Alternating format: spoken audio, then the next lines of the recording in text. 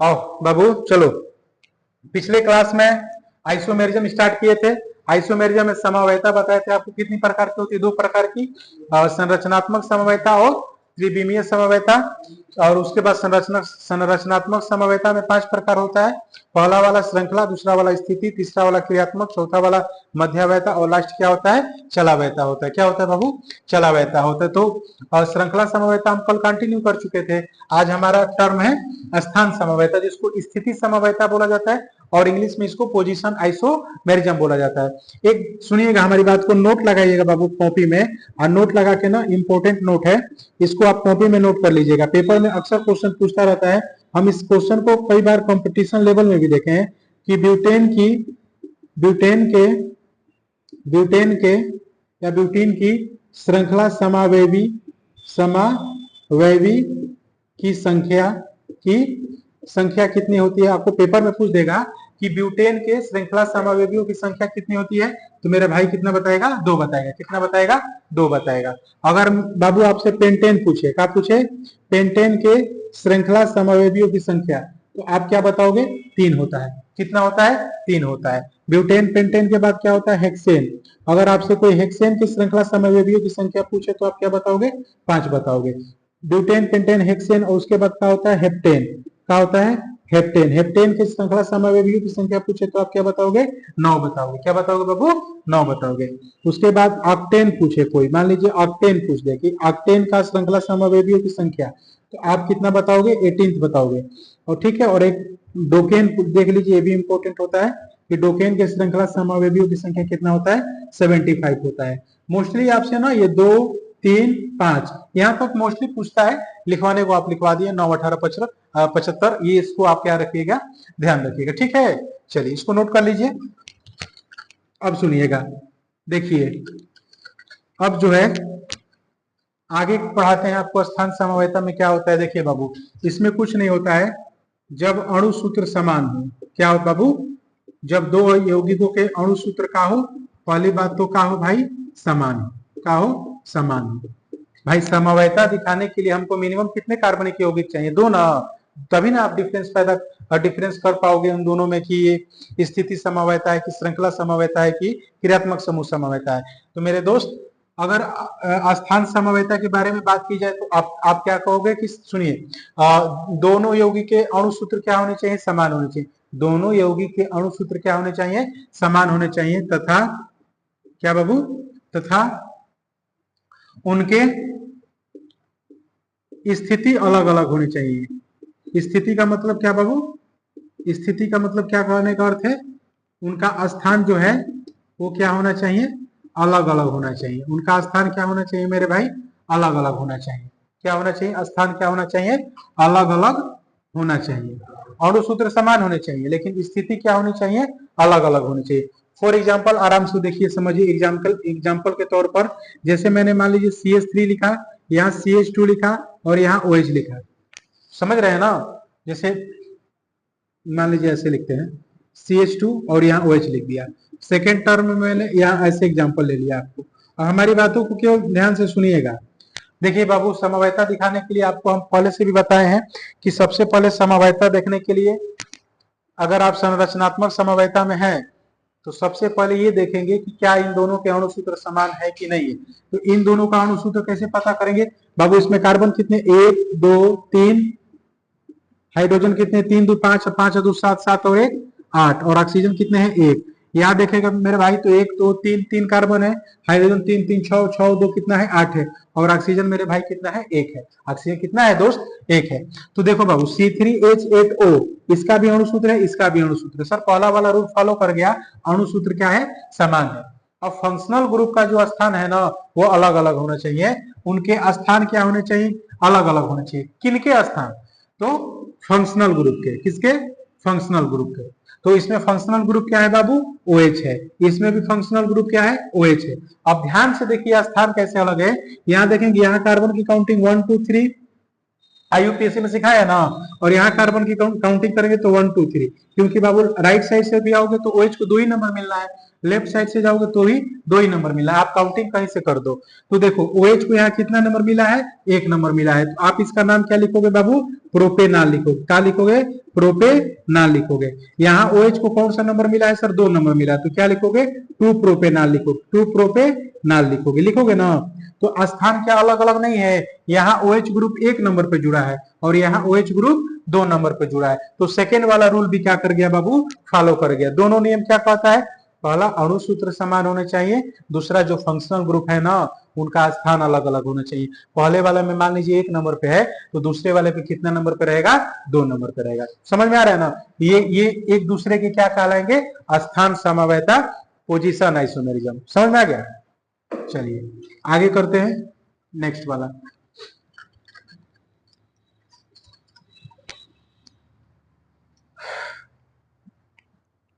स्थान के बाद है बाबू क्रियात्मक समवायता।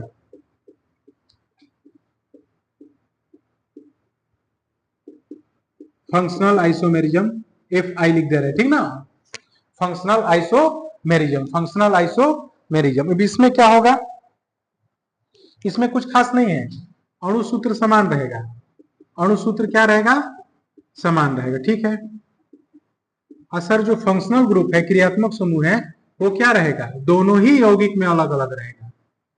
पहली बात, अणु सूत्र क्या होने चाहिए, समान होने चाहिए, और फंक्शनल ग्रुप क्या होने चाहिए, अलग अलग होने चाहिए। एग्जाम्पल के तौर पर समझिए तो बात क्लियर हो पाएगी। जैसे CH3 CH2 और OH, बात को समझिएगा। और आइए यहाँ पर CH3O और CH3, समझ में आ गया। अब हमारी बात को सुनिए बाबू, इसका नाम क्या है, एथेनॉल। क्या नाम है, एथेनॉल। इसमें फंक्शनल ग्रुप क्या है, OH है। फंक्शनल ग्रुप क्या है, OH है। और इसमें ये वाला कौन सा ग्रुप होता है, ईथर होता है। कौन सा ग्रुप होता है, ईथर, क्योंकि ऑक्सीजन के राइट साइड पर भी एल्किल ग्रुप और लेफ्ट साइड पर भी क्या होता है, एल्किल ग्रुप होता है। समझ में आ रहा है। तो इसका नाम क्या होता है बाबू, याद आ रहा है ना, IUPAC उसमें क्या लिखवाए थे, डाईमेथिल ईथर। क्या लिखवाए थे, डाईमेथिल ईथर। तो हम क्या सिखाए हैं, क्रियात्मक समवायता में आप क्या ध्यान रखोगे कि सर पहली बात तो अणु सूत्र समान होने चाहिए। तो आइए चेक करते हैं क्या इनका अणु सूत्र समान है कि नहीं है। तो पहला वाला कार्बनिक यौगिक को देखिए, कितने कार्बन है, एक और एक दो। हाइड्रोजन कितने हैं, 3 2 5 और एक 6। और ऑक्सीजन कितने हैं, एक। क्या सेकेंड वाले में भी यही है, हाँ सर, एक और एक दो कार्बन है, 3 और 3 6 हाइड्रोजन है और ऑक्सीजन है। तो पहला वाला रूल सर फॉलो कर गया, क्या कि सर इसका अणु सूत्र क्या है, समान है। और सेकेंड वाला कंडीशन क्या है, इनके फंक्शनल ग्रुप क्या है, अलग अलग है। फंक्शनल ग्रुप क्या है, अलग अलग। इसमें एल्कोहल है और इसमें ईथर है, तो अणु सूत्र समान है और दोनों ही यौगिक में इनके फंक्शनल ग्रुप का है, अलग अलग है। तो जब अणु सूत्र समान हो और फंक्शनल ग्रुप अलग अलग हो तो ऐसे यौगिक एक दूसरे के क्या कहलाते हैं, क्रियात्मक समवायता कहलाते हैं। ठीक है, चलिए अब सुनिएगा हमारी बात को।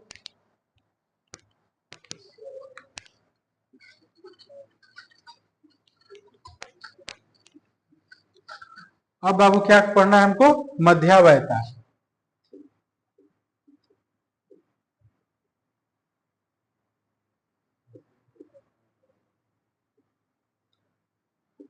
जिसको इंग्लिश में क्या बोलते हैं बाबू, मेटामेरिज्म। ठीक है। अब इसमें क्या होता है कि जब दो यौगिक के, वही पुराना फंडा है, अणु सूत्र क्या होने चाहिए बाबू, अणु सूत्र क्या होने चाहिए, समान होने चाहिए। अणु सूत्र क्या होने चाहिए, समान होने चाहिए। और सेकेंड केस क्या है, हाँ सुनिएगा, अणु सूत्र समान होने चाहिए। और एक और इंपॉर्टेंट लाइन है, इनके बीच आने वाले क्रियात्मक समूह, इनके बीच आने वाले फंक्शनल ग्रुप मतलब क्रियात्मक समूह भी समान होने चाहिए, भी समान होने चाहिए। तो डिफरेंस क्या होगा भाई, कुछ तो अलग होगा ना। तो अलग क्या होगा कि कार्बन परमाणुओं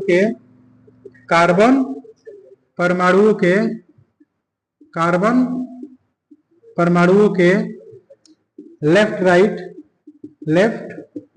RIGHT, लेफ्ट राइट कार्बन परमाणुओं की संख्या, कार्बन परमाणुओं की संख्या लेफ्ट राइट अलग अलग होनी चाहिए। क्या होनी चाहिए? अलग अलग होनी चाहिए। समझ में अभी नहीं आया होगा, एग्जाम्पल से समझिएगा। पहला बात क्या है, वही पुराना फंडा है कि इनके अणु सूत्र क्या होने चाहिए? समान होने चाहिए।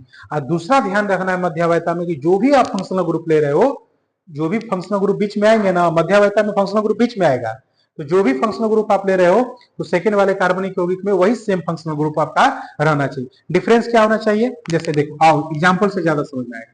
जैसे सुन, जैसे मैंने यहाँ पर लिखा CH3O CH2 and CH3, confirm है। अब मान लीजिए मैंने एक और देखिए, यहाँ पर देखिए ऐसे CH2 एंड CH3, और देख लीजिए यहाँ पर ऐसे मान लीजिए CH3 CH2O CH2 and again CH3। अब सुनिएगा, जैसे वहां वाला तो क्लियर नहीं हो पा रहा होगा, देखिए एग्जाम्पल को थोड़ा सा और पीछे ले लेना है। देखिए यहाँ पर बाबू, जैसे मान लीजिए यहाँ ले रहे CH3O CH2 एंड CH3 तथा CH3 CH2O CH2 and CH3। ठीक है, अब सुनिएगा ध्यान से। सर पहला वाला रूल, अणु सूत्र समान है कि नहीं पहले चेक करिए। तो 1 2 3 कितने कार्बन है? यहां गड़बड़ हो गया, CH2 एंड CH3। ठीक है, CH3 ये कम लगा मेरे। कितने कार्बन है? 1 2 3 और 1 4। तो कार्बन कितने मेरे भाई? 4। हाइड्रोजन 3 2 5 2 7 और 3 10। और ऑक्सीजन कितने हैं? 1। तो अणु सूत्र का है सर समान है। अणु सूत्र का है समान। कैसे समान है? तो इसमें कार्बन काउंट करिए, 1 2 3 4, 4 कार्बन है। हाइड्रोजन 3 2 5 5 2 7 और 3 10। हाइड्रोजन भी 10 है और ऑक्सीजन भी क्या है? 1 है। तो ये तो कंफर्म हो गया कि दोनों के अणु सूत्र का है समान है, दोनों के अणु सूत्र का है समान। अब दूसरा पॉइंट लिखा है कि इनके बीच आने वाले फंक्शनल ग्रुप भी समान होने चाहिए। अरे मेरे भाई, तो यहाँ भी तो ईथर है और यहाँ भी तो क्या है? ईथर है। तो दोनों ही कार्बनिक यौगिक में फंक्शनल ग्रुप क्या है? समान है। दोनों ही कार्बनिक यौगिक में फंक्शनल ग्रुप क्या है? समान है। तो जब दोनों ही कार्बनिक यौगिक में फंक्शनल ग्रुप समान है, तो अब सेकेंड वाला के रूल के बाद थर्ड वाला देखेंगे क्या कि सर कार्बन परमाणुओं की संख्या लेफ्ट और राइट अलग अलग होनी चाहिए। लेफ्ट और राइट का मतलब सुनो, यहाँ ईथर के लेफ्ट साइड में कितने कार्बन है? 1। और राइट साइड में कितने कार्बन है? 3। 1 और 3। यहाँ देखेंगे लेफ्ट में कितना है? 2 और राइट में कितना है? 2। तो यहाँ देखिए 1 3 है और यहाँ 2 2 है। तो कार्बन परमाणुओं की संख्या अलग अलग है ना, यहाँ 1 है और यहाँ 3 है, और सेकेंड वाले में यहाँ 2 है और यहाँ 2 है। तो ऐसे यौगिक एक दूसरे के क्या कहलाएंगे? मध्यावयता समवयता कहेंगे। इंग्लिश में इसको मेटामेरिज्म बोलते हैं। समझ में आ रहा है?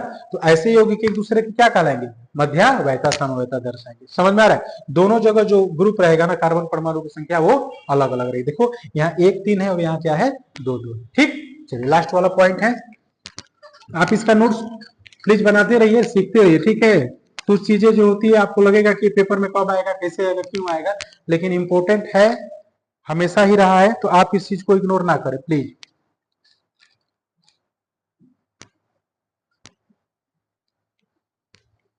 ठीक, अगला वाला है बाबू चला बहता है। इंग्लिश में इसको टोटोमेरिज्म बोलते हैं। क्या बोलते हैं बाबू?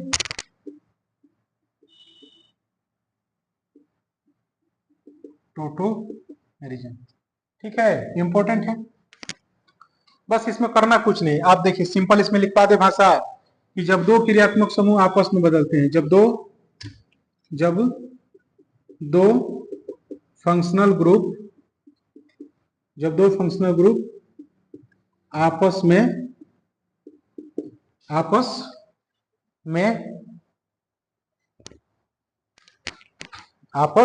में एक दूसरे में बदलते हैं। एक दूसरे में बदलते हैं का मतलब क्या है? बस आराम से सीख लीजिए। देखिए जैसे यहां मैंने ये वाला एग्जांपल आपको लिखा, ठीक है, बस आप देख लीजिएगा ध्यान से, बहुत ज्यादा डिफिकल्ट नहीं है। देखो बाबू, यहाँ वाला हाइड्रोजन यहाँ भेजिए और यहाँ वाला डबल बॉन्ड को यहाँ भेजिए। तो यहाँ क्या होगा, यहाँ का तीन हाइड्रोजन था ना, तो एक हाइड्रोजन कम हो गया तो कितना बचा, दो। यहाँ वाला कार्बन है जी, ठीक, ये सिंगल बॉन्ड, यहाँ वाला डबल बॉन्ड यहाँ आ गया, ये कार्बन, अब ये सिंगल बॉन्ड बच गया, ऑक्सीजन के साथ कौन आ गया, एच आ गया, और राइट साइड पर क्या है, CH3 है। यहाँ भी ये भी हो सकता है कि एच यहाँ पर आ जाए और डबल बॉन्ड क्या करे, यहाँ चले, ठीक है। ये कीटो फॉर्म होता है, ये इनोल फॉर्म होता है। कौन सा फॉर्म होता है, कीटो, कीटो फॉर्म, और this is called enol form. तो जब दो क्रियात्मक समूह अपन आपस में अपना एक दूसरे में जब बदलते हैं, जब दो क्रियात्मक समूह आपस में जब बदलते हैं तो क्या कहलाता है, चलावयता कहलाता है, टोटोमेरिज्म कहलाता है। तो ये होगी कि एक दूसरे के क्या है, चलावयता है। समझ में आ गया। तो ये वाला पहला वाला पार्ट जो था आइसोमेरिज्म का, वो आपका क्या हुआ, फिनिश हुआ। अब त्रिविमीय समवेता में दो है, ज्यामितीय समवेता और प्रकाशिक समवेता, ठीक ना, उसको थोड़ा सा एक्सप्लेन करेंगे, उससे पेपर में क्वेश्चन आता है। और बाकी यहाँ तक आप नोट्स बना लीजिएगा, वीडियो को एक दो बार करके अच्छे से देख लीजिएगा, समझ लीजिएगा। उम्मीद रखते हैं कि जो पढ़ाते हैं आपको समझ में जरूर आता होगा, ठीक है। चलिए मिलते हैं नेक्स्ट वीडियो में, तब तक के लिए बाबू थैंक यू, ठीक है, चलो।